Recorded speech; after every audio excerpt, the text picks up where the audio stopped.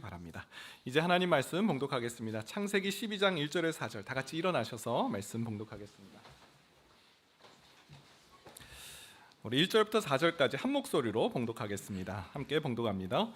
여호와께서 아브라함에게 이르시되 너는 고향과 친척과 아버지의 집을 떠나 내가 내게 보여줄 땅으로 가라.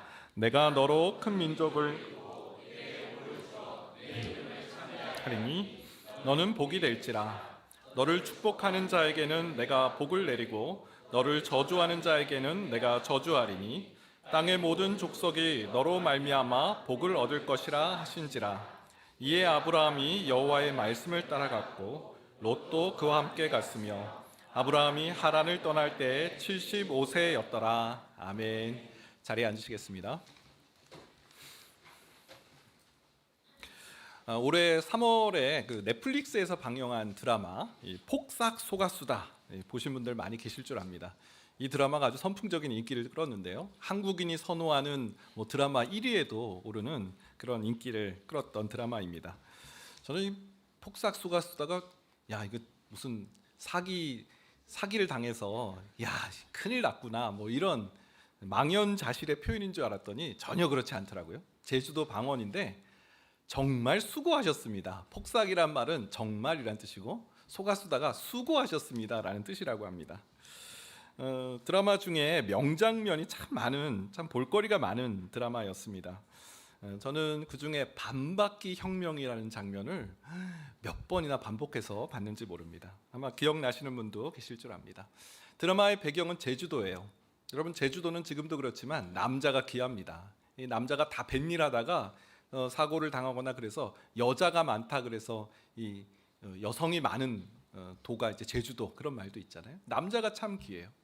근데 이 드라마의 남자 주인공 관식이는요. 그래서 아주 가족들의 사랑을 듬뿍 받습니다. 할머니의 사랑 또 어머니의 사랑을 이렇게 받고 자라는 귀한 아들이에요. 그래서 이 관식이가 식사를 할 때면 늘 남자이기 때문에 상석에 앉습니다. 남녀가 겸상을 하지 않았고 남자 좌석 상석에 앉았고 관식이의 밥에는 항상 영양가 있는 완두콩이 가득 있었다는 거죠. 그런데 어느 날이었어요. 이 관식이가 밥을 먹다가 180도 회전을 해서 여자들이 먹는 아내와 딸이 밥을 먹는 그 식탁으로 돌아앉더니 자기 밥에 있는 수북히 담긴 완두콩을 아내인 애순이에게 딱 퍼주는 그런 장면이 나옵니다.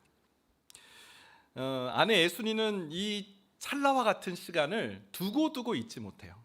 이 제주도 마을 이름이 도동리인데 도동리에서 밥 먹다가 자리를 옮긴 최초의 남자일 것이다 라고 하면서 두고두고 자랑을 하는 장면입니다. 그리고 나중에 딸 금명이가 이 일을 회고하면서 이렇게 말을 하는데요. 한번 대사를 읊어보겠습니다. 아빠는 아빠의 전쟁을 하였다. 고된 시집살이를 하는 엄마를 결코 홀로 전장터에 두지 않았다.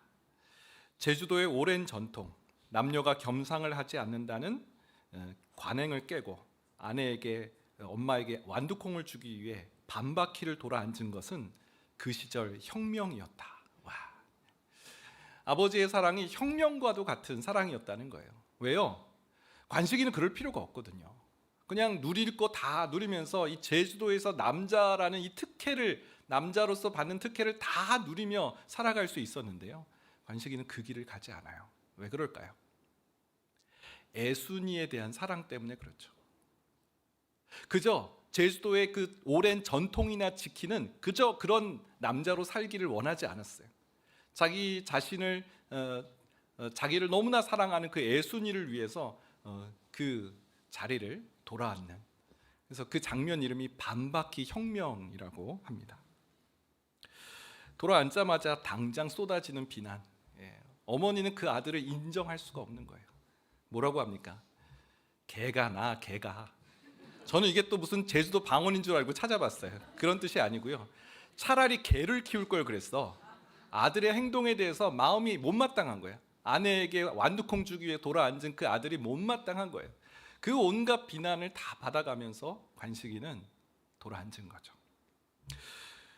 제가 이 장면을 보면서 그렇게 감동이 된 것은 예수님의 사랑이 바로 이러한 사랑이기 때문에 그렇죠. 여러분, 예수님은요 하나님이세요. 근데 하나님이신 예수님께서 저 하늘 보좌에 계시다가 낮고 낮은 이 땅에 내려오셨어요. 그냥 내려오신 것이 아니고요, 십자가를 지시기까지, 사람들의 수모와 멸시를 다 당하시면서까지 이 자리에 내려오셨고 종국에는 십자가에서 죽으셨어요. 성경은요 예수님이 이 땅에 앉으신 이유, 내려오신 이유를 이렇게 말합니다. 로마서 5장 8절인데, 우리가 아직 죄인 되었을 때 그리스도께서 우리를 위하여 죽으심으로 하나님께서 우리에 대한 자기의 사랑을 확증하셨느니라. 관식이가 돌아앉은 것도 애순이에 대한 사랑이고요, 하나님이신 예수님께서 성육신하신 그 하늘 보좌에서 이 땅에 내려오셔서 인간이 되신 이유도 하나님의 사랑이라는 것이죠. 여러분, 하나님의 사랑은 혁명적 사랑인 줄 믿습니다. 오늘 창세기 12장 말씀도 너는 복이 될지라, 오늘 말씀도 이 하나님의 혁명적 사랑, 하나님의 사랑이 얼마나 놀랍고 큰지를 우리에게 알려주시는 그런 말씀입니다. 오늘 말씀을 통해서 하나님의 그 사랑의 크심을 경험하는 모든 성도님들 되시길 축원드립니다.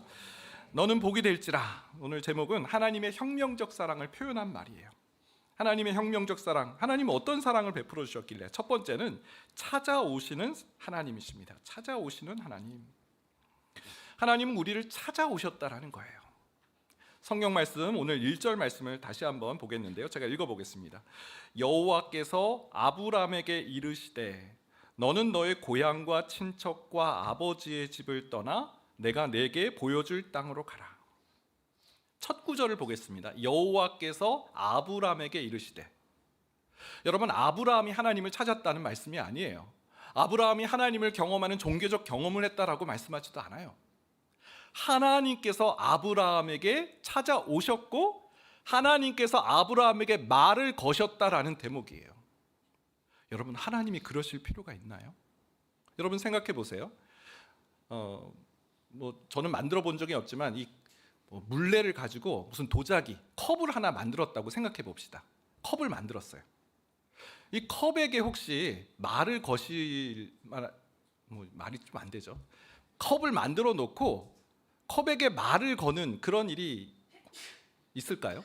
예를 들어 이런 거죠. 컵아, 내가 널 만들었어. 넌 나의 작품이야.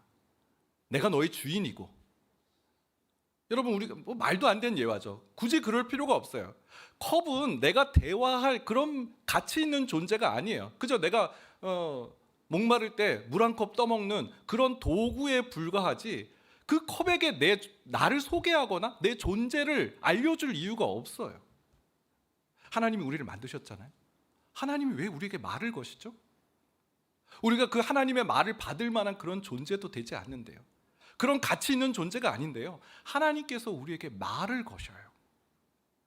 우리가 하나님을 찾은 것이 아니라 하나님께서 먼저 우리를 찾으셨다는 거예요. 백보양보에서 여러분, 우리가 꽃을 볼 때, 야, 진짜 아름다운 꽃을 보면 감탄을 할 때가 있어요. 이야, 이런 꽃이 다 있네? 너무 아름답다. 저는 그렇게 꽃을 보면서 감탄한 적은 없지만 제 아내는 꽃을 보면서 막 대화를 하더라고요. 좀 이해가 되진 않아요. 근데 막 너무 예쁜가 봐요. 백보양보에서 아브라함이 정말 하나님 보시기에 감탄을 자아낼 만큼 그런 인생이었다라고 생각해 보면 그럴 수도 있겠다라는 생각이 들어요. 아브라함아, 너 참 멋지구나. 어떻게 너는 그렇게 잘 자라니? 하나님께서 감탄하셔서 아브라함에게 말을 거실 수도 있죠. 과연 그런가요? 그렇지 않습니다. 성경 말씀에 보면 여호수아 24장 2절 3절, 여호수아가요 이 아브라함에 대해서 이렇게 소개하는 장면이 나와요. 여호수아가 모든 백성에게 이르되 이스라엘의 하나님 여호와께서 이같이 말씀하시기를 옛적에 너희의 조상들 곧 아브라함의 아버지 나홀의 아버지 데라가 강 저쪽에서 거주하여 다른 신들을 섬겼으나 내가 너희의 조상 아브라함을 강 저쪽에서 이끌어내어 가나안 온 땅에 두루 행하게 하고. 하나님께서 지금 알려주시는 거예요. 여호와께서 이같이 말씀하시기를, 데라라는 사람이 나오죠. 데라가 누굽니까? 아브라함의 아버지예요. 지금 여호수아니까 지금 강 이쪽, 그러니까 가나안 땅에 살고 있었는데 그 전에 이들은 메소포타미아, 갈대와 우르에 살고 있었어요. 근데 그곳에서 믿었던 신은 다른 신이에요. 하나님이 아니었어요. 데라와 그 집 온 가족은 하나님이 아닌 다른 우상을 섬기고 있었던 그런 집안이었어요. 근데 하나님께서 딱 이끌어내셔서 아브라함을 그 메소포타미아에서 가나안 땅으로 인도해 내셨다. 아브라함은 하나님을 찾지도 않았고요, 하나님이 감탄할 만한 그런 인생도 아니었어요. 그럼에도 하나님께서 먼저 아브라함에게 찾아오셨다는 거죠. 사도행전을 보면 9장에 사울의 예에서도 이런 예를 찾아볼 수 있습니다. 사도행전 9장 1절에서 3절인데요. 사울이 주의 제자들에 대하여 여전히 위협과 살기가 등등하여 대제사장에 가서 다메섹 여러 회당에 가져갈 공문을 청하니 이는 만일 그 도를 따르는 사람을 만나면 남녀를 막론하고 결박하여 예루살렘으로 잡아오려 함이라. 사울이 길을 가다가 다메섹에 가까이 이르더니 호련히 하늘로부터 빛이 그를 둘러 비치는지라.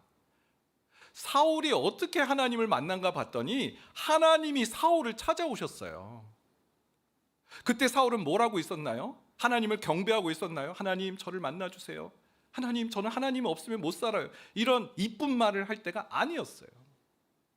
예수 믿는 사람 다 잡아가두던 감옥에 잡아가두려고 공문 받고 다메섹에 가서 예수님 믿는 사람 박해하려고 찾아가는 중에 하나님께서 사울에게 사울아 사울아 왜 내가 나를 핍박하느냐. 여러분, 하나님이 먼저 사울을 찾아오셨다는 거예요. 성경에서 우리 기독교에서 아주 중요한 교리가 하나가 있는데 바로 은혜라는 교리예요. 은혜라는 단어를 잊어서는 안 됩니다. 우리가 하나님의 자녀가 된 것도 은혜고요, 우리가 이렇게 예배드리는 것도 은혜고요, 모든 것이 다 은혜예요. 은혜가 무슨 뜻이에요? 자격 없는 자에게 베풀어 주시는 하나님의 호의, 그것을 받을 만한 아무런 이유가 없는 자에게 하나님께서 그저 기꺼이 내어주시는 선의와 호의, 그것이 은혜잖아요. 여러분, 우리가 하나님의 은혜 받은 자녀인 줄 믿습니다. 성경은 이렇게 말해요. 요한일서 4장 10절, 사랑은 여기 있으니 우리가 하나님을 사랑하는 것이 아니요, 우리가 하나님을 사랑한 것이 아니래요. 하나님이 우리를 사랑하사 우리 죄를 속하기 위하여 화목제물로 그 아들을 보내셨습니다. 우리는 하나님을 사랑한 적 없어요. 우리는 하나님을 늘 떠나고 어떻게 하면 하나님을 떠나 살까 생각하는 죄인 중에 죄인이에요. 그럼에도 하나님은 끝까지 포기하지 않으시고 우리를 사랑하신다고 말을 거시고요, 다가오시는 분이세요. 데이비 플랫 목사님이 쓰신 레디컬이라는 책이 있습니다. 레디컬이라는 책 제목인데 혁명적인 이란 뜻이에요. 하나님의 사랑이 혁명적이다라는 것을 나타낸 그런 구절이죠. 혁명이 뭡니까? 기존의 관행과 형식을 뒤엎는 획기적인 사랑의 방식이라는 거예요. 하나님의 사랑의 방식은 다른 어떤 것과 비교할 수 없는 획기적인 사랑이다. 이 책에 나오는 그 예화 중에 하나인데요, 데이비 플랫 목사님, 미국 목사님인데 인도네시아에 선교를 가셨대요. 여러분, 인도네시아나 이 동남아에 가보면 불교 사원들이 많잖아요. 그래서 이 데이비 목사님이 불교 사원에 가셨는데 공교롭게도 거기서 누구를 만났냐면 불교 지도자, 인도네시아에 있는 불교 지도자와 인도네시아의 이슬람 지도자를 만난 거예요. 그러니까 그 불교 사원 안에서 3대 종교 지도자들이 다 만난 거예요. 목사가 있었고 또 스님이 있었고 그리고 무슬림이, 세 사람이 만난 거예요. 그러면서 자신들이 믿는 그 자신들이 믿는 종교 교리에 대해서 토론을 나누기 시작합니다. 그런데 이 불교 지도자와 이슬람 지도자는 한편이 됐어요. 결국 모든 종교는 다 근원이 똑같은 겁니다. 뿌리는 다 같은 거예요. 착하게 살면 구원을 받는다, 그거잖아요. 기독교도 마찬가지 아닙니까? 그 데이비 목사님께 그렇게 물어본 거예요. 그때 이 데이비 목사님이 이렇게 대답을 합니다. 지금 두 분의 말씀은 마치 우리가 산에 올라갈 때 등산로는 다양하지만 정상에 올라가면 다 만난다, 그런 뜻으로 말씀하시는 거죠. 이쪽 길로 가든 저쪽 길로 가든 어차피 위에 신은 다 한 분이셔서 우리를 다 어떻게든 구원하신다, 지금 이 이야기를 하시는 거죠. 그랬더니 두 종교 지도자가 맞다고, 어떻게 그렇게 잘 이해하냐고 그렇게 대답을 했습니다. 그때 데이비 목사님 또 이렇게 말했어요. 그럼 한 가지 물어보겠습니다. 만약에 저 산 꼭대기에 계신 그 하나님께서 땅으로 내려오셔서 산 아래로 내려오셨다면, 그래서 우리가 올라올 때까지 기다리시지 않고 우리와 같이 그 등산길로 올라간다면 어떨 것 같습니까? 그러니까 이 두 종교 지도자가 그건 너무 좋은 일이죠. 우리가 올라가는 너무 힘든 일인데 우리랑 같이 올라가면 얼마나 좋은 일이겠습니까? 그랬더니 데비 목사님이 그렇게 하신 예수님을 소개해 드릴까요? 예수님의 혁명적 사랑인 거죠. 모든 종교의 종교의 신은 그저 그래 너희들 나를 위해 잘해, 열심히 살고 고행과 수행을 해, 그런 어떤 신이잖아요. 함께하는 신이 어디에 있습니까? 말을 거는 신이 어디에 있습니까? 그것도 먼저 하나님께서, 여호와께서 아브라함에게 이르시되, 여러분, 자격 없는 아브라함에게 먼저 찾아오셔서 나와 함께 가자라고 말씀하시는 분, 우리 하나님이신 줄 믿습니다. 오늘 우리에게 또 말씀하시는 분, 우리 예배 중에 하나님께서 우리에게 말씀하시는 그 하나님의 음성을 듣는 모든 성도님들 되시길 축원드립니다. 자, 두 번째입니다. 하나님의 혁명적 사랑은 어떤 사랑인가? 넘치도록 복을 주시는 하나님이시다라는 거죠. 복을 주시는 하나님이신데요, 넘치도록 복을 주신다. 2절 말씀을 보겠습니다. 내가 너로 큰 민족을 이루고 내게 복을 주어 내 이름을 창대하게 하리니 너는 복이 될지라. 내가는 하나님이세요. 여호와 하나님이세요. 내가 너로 큰 민족을 이루게 할 거야. 큰 민족이란 뜻은 땅을 주시겠다라는 그런 의미예요. 그 민족이 거할 수 있는 땅, 그리고 너에게 복을 줄 거야. 여기서 복은 재물을 말합니다. 그 민족이 거할 수 있는데, 거할 수 있고 필요한 재물, 또 너의 이름을 창대하게 할 거야. 이름을 창대하게 한다는 것은 존귀한 자로 여김을 받게 해준다는 거죠. 사람들이 너의 이름을 굉장히 높일 거야. 너는 복이 될 거야. 여러분, 하나님이 우리에게 주시는 이 복을 생각해 보세요. 우리는 어떻게 생각해요? 땅? 그거 내가 열심히 노력해서 얻는 거지. 명예? 내가 성공해서 얻는 게 명예지. 재물? 내가 돈 버는 거지. 성경은 그렇게 말씀하지 않아요. 땅을 주시는, 우리가 거할 곳을 주시는 분도 하나님이시고요, 우리에게 먹을 것을 주시는 분도 하나님이시고요, 우리의 이름을 존귀하게 여김을 받게 하시는 분도 하나님이신 줄 믿습니다. 여러분, 우리는 하나님을 자꾸 오해해요. 하나님은 너무 오해를 받으세요. 우리는 하나님 생각하면 뭔가 구속, 자유를 잃어버린 것 같고, 왠지 통제받는 것 같고, 왜 이렇게 하라는 게 많지? 난 자유롭게 살고 싶은데, 내가 하나님 되고 싶은데. 여러분, 우리 마음이 얼마나 그래요? 저희 집에 청소년 두 아들이 있는데요, 딱 그런 마음이에요. 부모님을 바라보는 이 시각이 정상적이지가 않아요. 분노. 아니 아버지 어머니가 뭐 나쁜 일을 한 거 없는데 이 분노의 발산이, 그래서 왜 눈빛이 바뀐다 뭐 그런 표현, 바뀌었어요 진짜. 그래서 하루는 제가 너무 이해가 안 가서, 정윤아, 아빠는 너의 보호자야. 그리고 아빠는 너의 지지자고, 너가 앞으로 뭘 하든지 아빠는 도와주는 사람이야. 얼마나 따뜻한 말이에요? 심지어 아빠는 너를 위해 아빠의 목숨까지 바칠 수 있어. 그렇죠. 아빠는 저의 울타리시죠. 쇠사슬. 와, 이 부정적 감정을 어떻게 해야 될지 모르겠어요. 인정해요. 근데 그게 쇠사슬이래요. 할 말을 잃었습니다. 여러분, 우리 하나님에 대해서 이렇게 생각하지 않습니까? 여러분, 하나님은요, 우리에게 주시는 하나님, 복을 주시는 하나님이시래요. 로마서 8장 32절 보면, 자기 아들을 아끼지 아니하시고 우리 모든 사람을 위해 내주시니가 어찌 그 아들과 함께 모든 것을 우리에게 주시지 아니하겠느냐. 하나님 우리에게 아끼시는 것이 없는 하나님이세요. 왜요? 예수님을 내어주셨는데 무엇을 아끼시겠느냐. 우리가 구하는 것을 주시지 않겠느냐. 우리가 필요한 것을 하나님께서는 공급해 주시는 하나님이시라는 거예요. 그리고 이 공급하심이요, 그냥 공급이 아닙니다. 넘치도록 공급을 해주세요. 3절 말씀인데요, 너를 축복하는 자에게는 내가 복을 내리고 너를 저주하는 자에게는 내가 저주하리니 땅의 모든 족속이 너로 말미암아 복을 얻을 것이라 하신지라. 아브라함에게 주신 축복이 얼마나 큰지, 넘치도록 주셨는지 땅의 모든 족속이 너에게 주신, 하나님께서 너에게 준 그 복을 누리게 될 거야. 와, 여러분 창세기 39장에 보면 요셉이라는 사람이 등장합니다. 요셉, 참 아픔을 겪은 사람이에요. 형들이 그를 팔았어요. 형들이 요셉을 시기했어요. 아버지의 사랑을 독차지하는 요셉이 너무 싫었어요. 그래서 그 이집트의 노예로 팔아버렸어요. 어떻게 이런 일이 가정에서 일어날 수 있나요? 요셉은 평생 형들에 대한 어떤 분노와 그런 거로 막 고통스러워 살아갈 수밖에 없잖아요. 성경은 그렇게 말하지 않아요.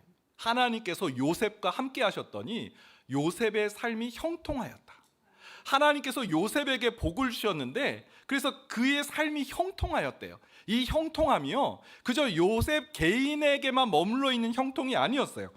창세기 39장 5절을 보니까요, 그가 요셉에게 자기의 집과 그의 모든 소유물을 주관하게 한 때부터, 여기 그는 바로 보디발, 요셉의 주인, 이집트의 주인이에요.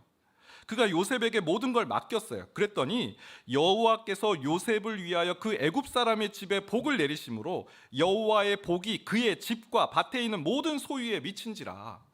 하나님께서 요셉을 위해 복을 주셨는데 그 요셉에게 향한 요셉이 받은 복이 보디발의 집에 흘러 넘쳤다는 거예요. 요셉이 거하는 그 땅에 하나님의 복이 흘러 넘쳤다는 거예요.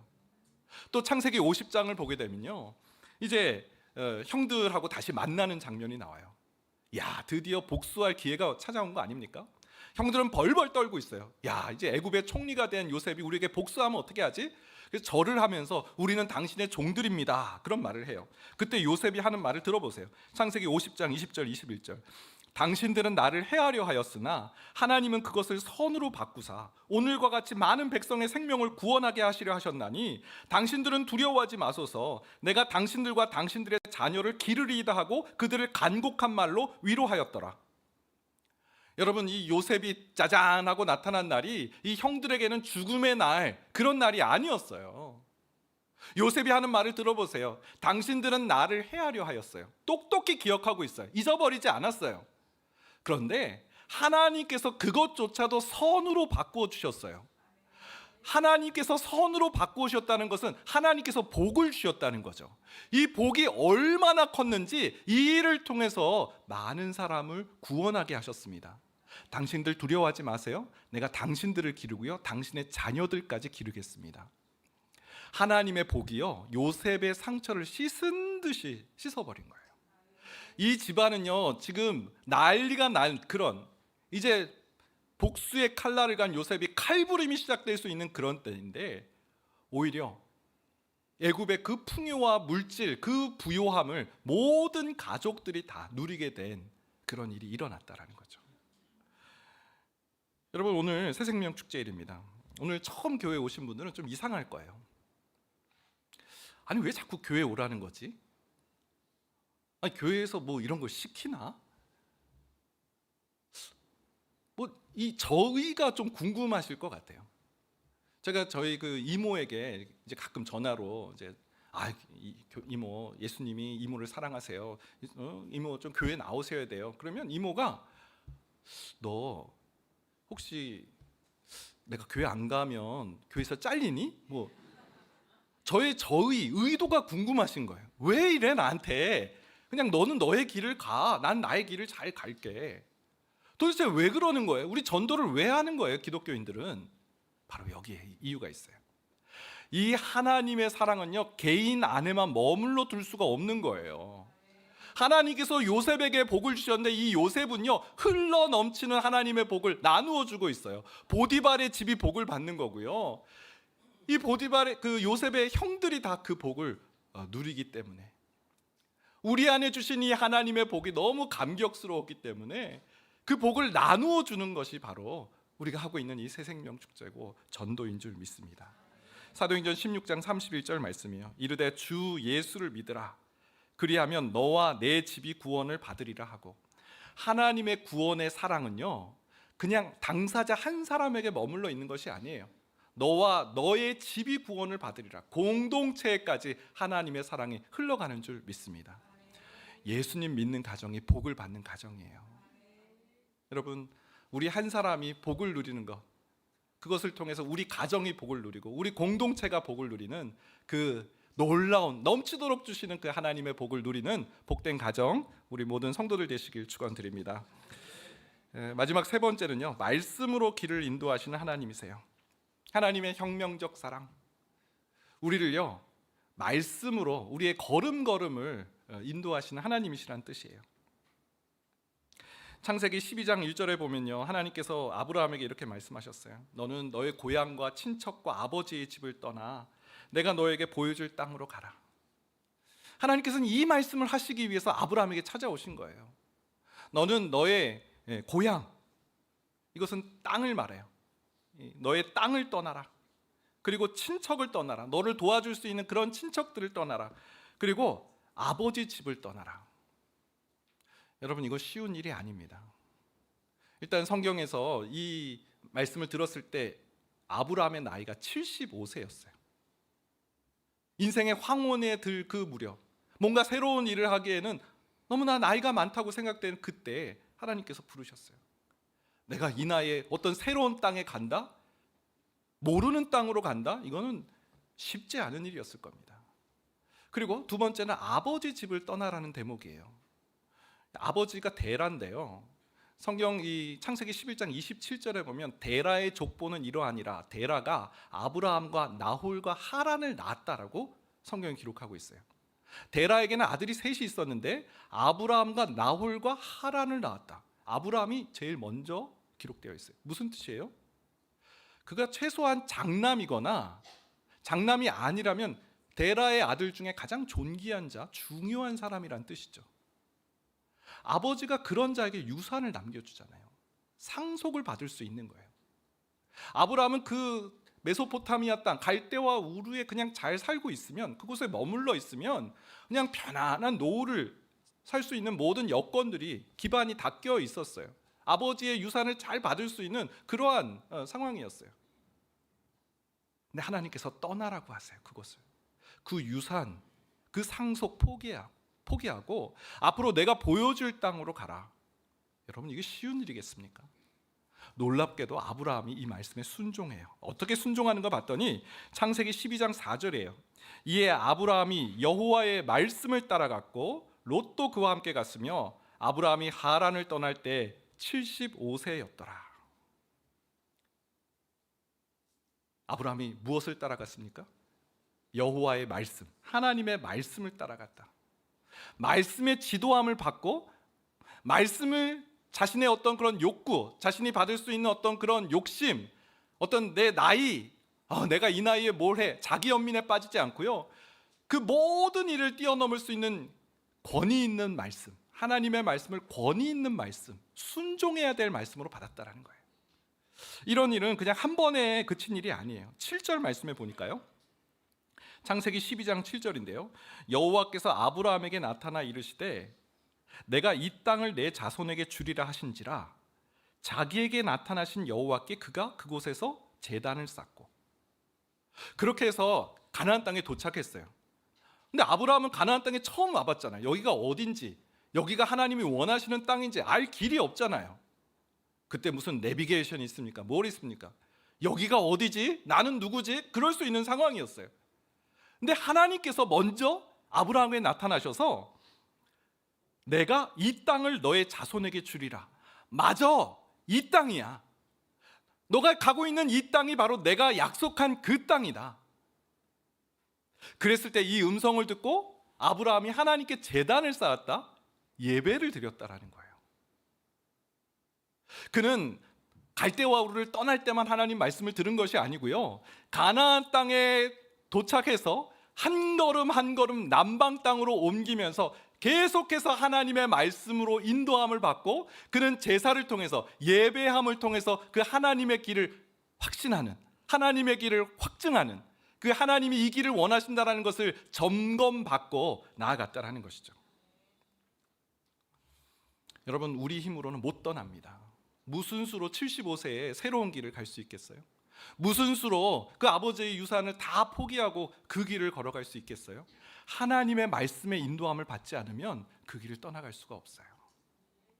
하나님의 말씀으로 매일매일 그 하나님의 말씀으로 지도함을 받지 않으면 우리는 그 길을 갈 수가 없는 것입니다. 이번 주에 어느 집사님과 통화를 하면서 야, 말씀으로 인도함을 받는 삶이 이렇게 능력이구나 라는 생각을 또 한 번 하게 됐습니다. 이 집사님은 암 수술을 받으셨어요. 근데 암 수술을 받고 생각지 못한 염증이 생겨서 다시 재수술을 받게 된 거예요.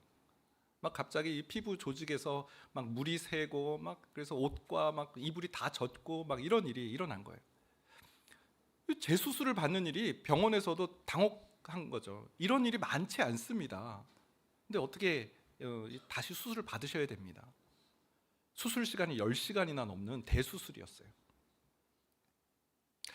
근데 그렇게 해서 병원에 들어가서 암 수술을 받는데 한 10시간이 지난 무렵에 혈전이 일어난 거예요.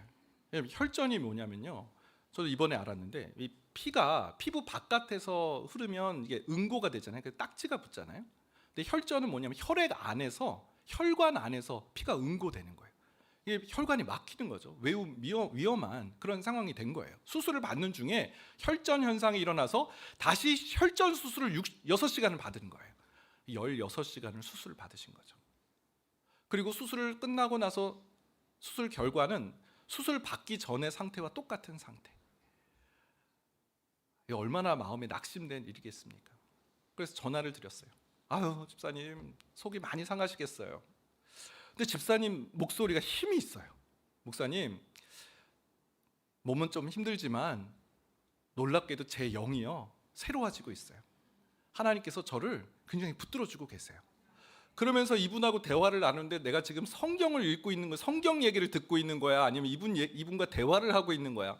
술술술술 하나님의 말씀을 읊어내시는 거예요. 고린도후서 4장 16절, 그러므로 우리가 낙심하지 아니하노니 우리의 겉사람은 낡아지나 우리의 속사람은 날로 새로워지도다. 시편 105편 19절, 곧 여호와의 말씀이 응할 때까지라 그의 말씀이 그를 단련하였도다. 하나님의 말씀으로 지도함을 받고 하나님의 말씀으로 나와 함께 하시기 때문에 목사님 걱정하지 않으셔도 돼요. 제 영은요 지금 그 어느 때보다 지금 살아있어요. 와, 이 말씀이 정말 능력이구나. 말씀을 잘 배우고 이 말씀의 인도함을 받는 삶은 그 어떤 장애물, 나이가 75세라는 그런 장애, 이거 유산 못 받으면 어떻게 해? 그런 장애, 그것을 뛰어넘을 수 있는 능력의 말씀인 줄 믿습니다. 오늘 교회에 처음 오신 분들도 계실 텐데요. 저는 말씀도 잘 모르고 저는 어떻게 하나님 말씀의 인도함을 받아야 될지 잘 모르겠어요. 여러분 걱정하지 마십시오. 여기 있는 모든 분들이요 처음부터 하나님 말씀 알고 시작하신 분이 아니세요. 예배를 드리는 가운데 성령님께서 우리에게 하나님의 말씀을 알게 해주세요. 깨닫게 해주세요. 이해하게 해주세요. 그게 예배의 신비예요. 하나님의 말씀을 저는 잘 모르는데요, 다 몰랐어요. 여기 처음부터 날 때부터 하나님 말씀 깨닫고 태어나신 분 계신가요? 예배를 드리는 가운데 하나님께서 이해하게 하시고 생각나게 하시고 깨닫게 해주시는 일이 나타난다는 거죠. 여러분 제단을 쌓는, 하나님께 예배하는 인생 되시기를 축원드립니다. 마지막으로 이제 말씀 마무리하겠는데요, 서론에서 그 드라마에서 했던 그 금명이란 딸이 아빠의 사랑에 대해서 얘기한 부분이 너무 마음에 와닿아요. 아빠는 엄마를 혼자 전장터에 두지 않았다. 그 고된 시집살이를 하는 엄마를 위해 아빠는 기꺼이 그 자리에 내려왔다라는 그 대목. 여러분 하나님께서 우리가 이 길을 홀로 가지 않도록 찾아오세요. 이 하나님을 믿는 이 삶을 홀로 가지 않도록 먼저 오셔서 우리에게 말씀하시고요, 또 우리에게 그것을 잘 감당할 수 있도록 복을 주세요. 필요한 것을 공급해 주세요. 뿐만 아니라 때마다 시마다 말씀으로 맞아, 여기야, 내가 원하는 것이 이거야 라고 말씀으로 일깨워 주세요. 여러분 이러한 삶을 함께 살아가시지 않으시겠습니까? 하나님과 동행하는, 복으로서의 삶을 살아가는 모든 성도들 되시길 축원드립니다. 우리 함께 찬양하겠는데요. 주님 내 길을 잘 아시고 내 삶은 주의 것이라는 찬양입니다. 오늘 설교 말씀을 녹여낸 그런 찬양인데요. 가사를 잘 또 보시면서 함께 하나님을 찬양하겠습니다. 주님 내 길을 잘 아시고 주님 내 길을 잘 아시고 내 걸음 아시네. 어둠에서 빛을 내시는 그분을 믿네. 무엇으로 주를 섬길지 어디로 가야 할지 헤매이는 나를 아시고 길을 여시네. 내 삶은 주의 것, 내 삶은 주의 것, 내 삶은 주의 것. 온전한 신뢰를 주께 드리네. 보이지 않아도 믿음으로 걷네. 주 영광 바라보며 주만 따르네. 내 영혼의 닻이 되시는, 내 영혼의 닻이 되시는 예수를 의지해. 그 생명의 빛이 죽었던 나를 살리네. 날마다 내 십자가 예수만 따르리, 예수만 따르리. 부활이요 생명이시 영생을 누리네, 영생을 누리네. 내 삶은 주의 것, 내 삶은 주의 것, 내 삶은 주의 것. 온전한 신뢰를 주께 드리네. 보이지 않아도 믿음으로 걷네. 주 영광 바라보며 주만 따르네. 내 삶은 주의 것, 내 삶은 주의 것, 내 삶은 주의 것. 온전한 신뢰를 주께 드리네. 보이지 않아도, 보이지 않아도 믿음으로 걷네. 믿음으로 주 영광 바라보며, 주 영광 바라보며 주만 따르네, 주만 따르네. 우리 한번 기도하겠는데요. 이 시간 다 눈을 감으시고요. 하나님께 기도했으면 좋겠습니다. 하나님, 하나님의 혁명적 사랑에 대해서 들었습니다.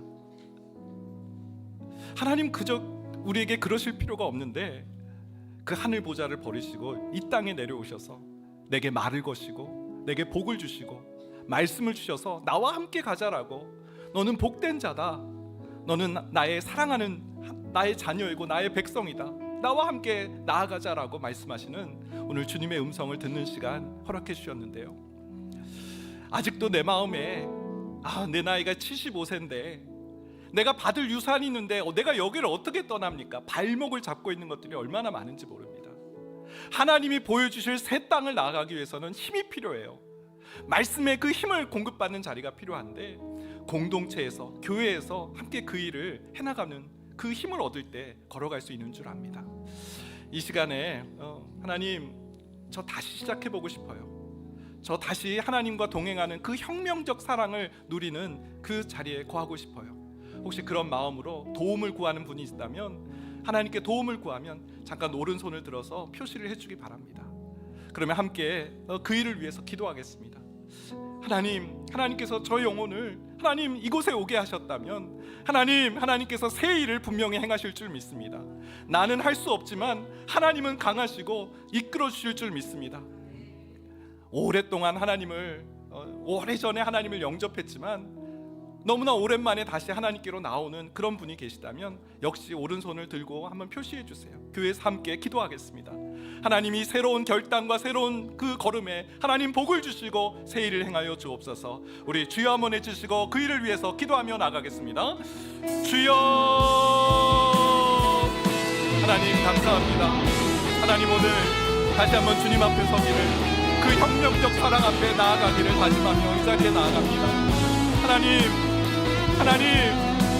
하나님은 우리에게 굳이 찾아오신 이유가 없는데 아브라함에게 이르시되 아브라함에게 찾아오셔서 그 하나님의 하나님 되심을 알려주신 주님, 그리고 하나님 아브라함의 복을 주셨는데 민족을 주시고 또 땅을 주시고 재물을 주시며 이름을 존귀하게 하시는 그 복을 허락해 주셨는데, 하나님 그 복은 아브라함뿐만 아니라 땅의 모든 족속이 아브라함을 통해 복을 누리게 되는 일이라고 하나님 말씀하신 거 기억합니다. 주님, 제가 그 복된 삶을 살아가기를 원합니다. 하나님께서 요셉의 집에 축복을 하셔서 요셉을 통해서 그 가문이, 그의 형제들이 복을 누리고 보디발의 집까지도 하나님 복을 주셨던 것처럼, 하나님 우리의 믿음을 통해서 우리가 하나님 받는 하나님의 복을 통해 우리 가정이 변화되는 그런 귀한 은혜를 베풀어 주옵소서. 하나님, 우리 힘으로 나아갈 수 없습니다. 하나님, 우리 힘으로 나아갈 수 없습니다. 주님, 오늘 이 자리에 손을 들고 하나님 도와주십시오. 하나님, 나와 함께하여 주옵소서. 내가 이제 새로운 길을 가고자 합니다. 하나님, 결단하며 나아가는 하나님 그런 분들에게 하나님 은혜를 더하여 주시옵소서. 하나님, 그 모든 장애를 건전히 뛰어넘을 수 있는, 그 우리를 발목을 잡고 움직이지 못하게 하는, 꼼짝 못하게 하는 그런 자들을, 그 장애를 뛰어넘는 그 하나님의 복된 삶으로 나아가는 모든 성도를 낼 수 있도록 도와주시옵소서. 하나님, 예배드리는 삶은 하나님께서 우리에게 주시는 그 복을 확인하는 자리라고 하였습니다. 나자, 이 길이야. 내가 너에게 이 땅을 줄 거야. 하나님의 음성을 듣는 자리인 줄 믿습니다. 딴 길로 가지 않을 줄 믿습니다. 하나님, 예배하는 자리로 나와 주님을 예배하며 찬미하는 하나님의 백성들 될 수 있도록 주여 도와주옵소서. 하나님, 네, 손을 내려주시기 바랍니다. 함께 기도하겠습니다. 하나님, 오늘 하나님의 혁명적 사랑, 하나님, 늘 하나님은 내가 하고 싶은 거 못하게 하시고 이것도 하지 마라 저것도 하지 말라라고 그렇게 구속하시는 하나님으로만 생각했는데, 하나님, 그 하나님에 대한 오해가 풀리게 하시니 감사합니다. 찾아오실 이유가 없는 하나님께서 먼저 찾아오셨고 땅을 주시고 이름을 존귀하게 하시며 필요한 물질을 공급하시는 하나님이심을, 그리고 이 공급하심이 얼마나 넘치도록 흘러넘치는지 그 가족, 그 가정까지도 하나님의 복, 땅의 모든 민족이 아브라함을 통해서 복을 누리게 하신다는 말씀, 하나님, 저의 믿음은 우리 가정에 하나님의 새 일을 행하시는 통로가 될 줄 믿습니다. 내가 주님 안에 거할 때 우리 가정 안에 하나님의 희망과 소망이 흘러 넘칠 줄 믿습니다. 주 예수를 믿으라, 그리하면 너와 내 집이 구원을 얻으리라 말씀의 성취가 우리의 가정 가운데 있을 줄 믿습니다. 하나님, 우리가 엎어지고 쓰러질 때마다 말씀으로 견인해 주셔서 능히 그 모든 장애를 이겨내고 돌파해 나가고 종국에는 그 하나님과 동행하는 그 복된 삶을 누리는, 너는 복이 될지라, 그 하나님께서 부르신 그 정체성다운 그런 삶을 살아가게 될 줄 믿사오니 주님 역사하여 주시옵소서. 지금은 우리 주 예수 그리스도의 은혜와 하나님의 그 크신 사랑하심과 성령님의 인도 교통 위로하시는 놀라우신 은총이 너는 복이 될지라 하나님께서 우리를 부르신 그 부르심대로 살아가기로 마음에 다짐하는 이곳에 모인 모든 주님의 권속들 머리 위에 이제로부터 영원까지 함께 하시길 축원하옵나이다. 아멘.